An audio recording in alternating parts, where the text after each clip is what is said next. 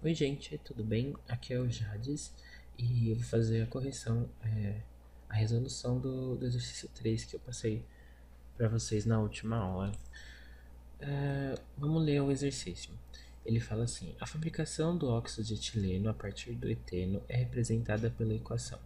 E aí ele dá a equação 2C2H4, que é o eteno mais o gás oxigênio, vai formar 2C2H4O, que é o óxido de etileno. Depois ele vem, em um processo industrial, cada 28 kg de eteno produziram 22 kg de óxido de etileno. Logo, o rendimento desse processo, em porcentagem, foi cerca de... Primeira coisa que a gente faz, copiar a equação. Se a gente for olhar no que ele está falando, a gente vai ver que ele não cita o oxigênio. Então, a gente vai precisar só do eteno e do óxido de etileno, certo? Então eu vou reescrever eles aqui, certo? Então, como ele não fala nada do oxigênio, a gente não precisa se preocupar com ele. Primeira coisa, então, que a gente vai fazer, reescrever o número de mols aqui, fazer a contagem de mols.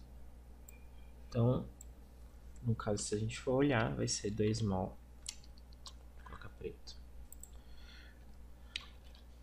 2 mol de eteno, formando 2 mol do óxido. Então é 2 para 2. Então, como ele está dando para a gente aqui ó, um dado em massa, 28 kg, produzem 22 kg, e ele ofereceu para a gente aqui a sequência de dados, o que a gente tem que fazer? O mol ele vai ser um meio de conversão. Então, a primeira coisa que a gente faz vai ser converter o mol para ele bater com o dado que ele está oferecendo. No caso, como ele está dando massa, a gente converte o valor do mol para massa, tá? Então, pro eteno, a gente vai ter, vou colocar aqui embaixo,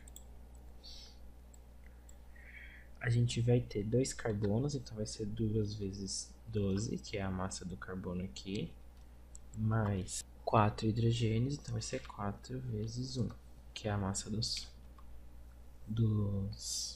hidrogênios. Se a gente fizer isso, eu vou ter 12 vezes 2 igual a 24, mais 4, 28.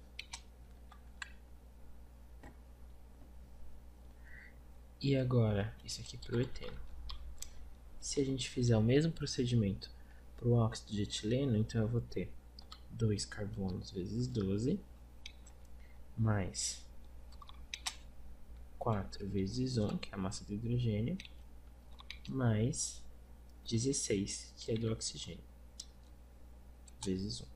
Então, a massa deles é exatamente igual, a única coisa que acrescentou aqui foi o oxigênio. Então, é só somar 16 na massa do eteno. Então, eu vou ter 44 para o óxido de etileno. Então, essa é a massa do mol de cada um deles. Vou apagar isso aqui.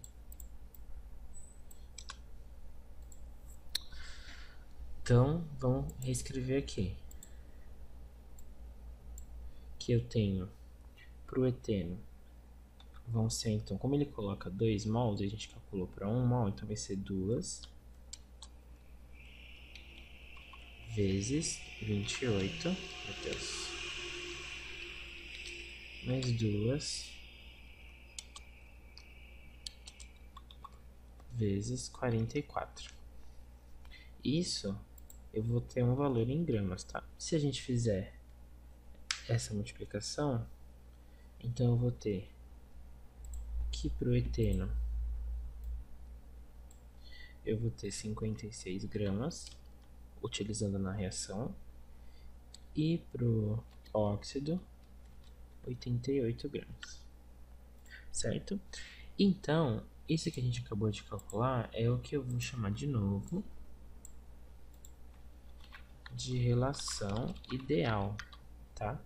Por que ideal? Porque eu tirei da minha equação química. Então, tudo que sai da minha equação química eu vou imaginar como se fosse o mundo ideal. Então, está acontecendo perfeitamente aqui. Então, sempre que eu colocar 56 gramas de eteno, eu vou formar 88 gramas do óxido de etileno.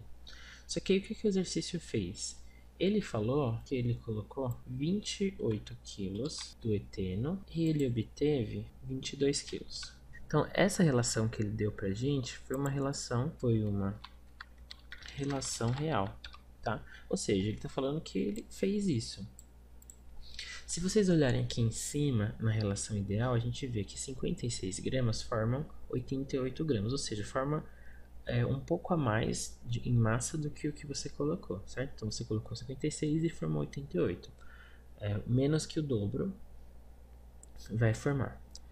Só que ele colocou 28 quilos e formou menos do que ele colocou inicialmente em massa. Então a gente já vê que aqui que esse processo não está acontecendo numa relação ideal, né? Está acontecendo numa relação ideal, tanto que ele pergunta pra gente o rendimento aqui, né? Essa é a nossa questão que a gente tem que resolver. E como que eu vou achar o rendimento? O rendimento ele é sempre pensado em cima da relação ideal. Então eu preciso saber o quanto idealmente eu conseguiria colocando os 28 quilos e depois eu vejo quantos por cento os 22 quilos que ele formou são em relação ao ideal. Então o que eu vou fazer?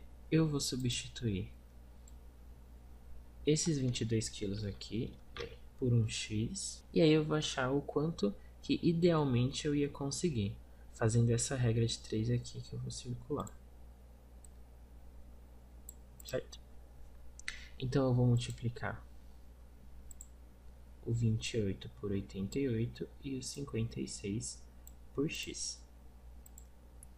Quando a gente fizer essa conta, então eu vou ter que o 28 vezes 88 vão dar 2.464 igual a 56x. Então o que eu faço agora? Eu passo 56 dividindo esse valor e aí eu vou ter 44 igual a x. 44 o quê? Quilos, né? Então eu sei que eu deveria obter 44 quilos de óxido. E essa aqui é a minha relação, de novo, ideal. E aí como que eu vou fazer? Eu vou comparar o meu ideal com o meu real.